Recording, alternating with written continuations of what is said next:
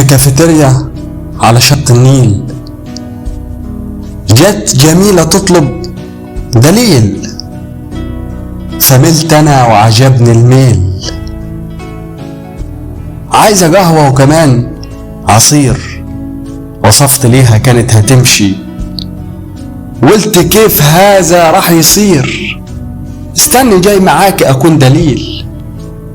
وفي الطريق شفنا خيل كانت لابسة شيء أشبه بحرير، حكينا شوية مش كتير.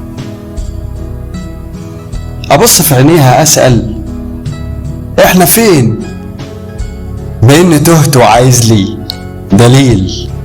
أصل حلوة أشبه بملاك، أما الجوام حاجة كده تهلك هلاك. قالت لي نقعد شوية أنا عزماك، سألتني هي حد هنا أصلا معاك، وبعد كده تشرب إيه؟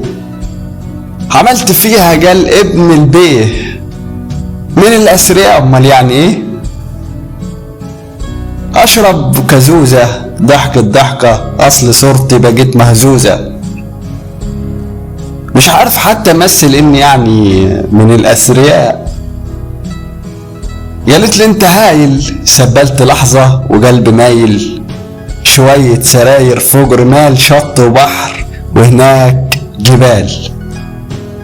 جابت لي قهوة وهي عصير، فضلنا نحكي بكلام كتير، لو وصفت فخني التعبير.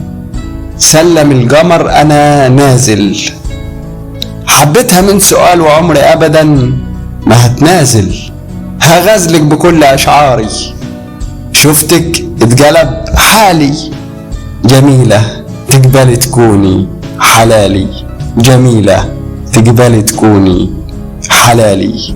كان معكم أحمد حمزة.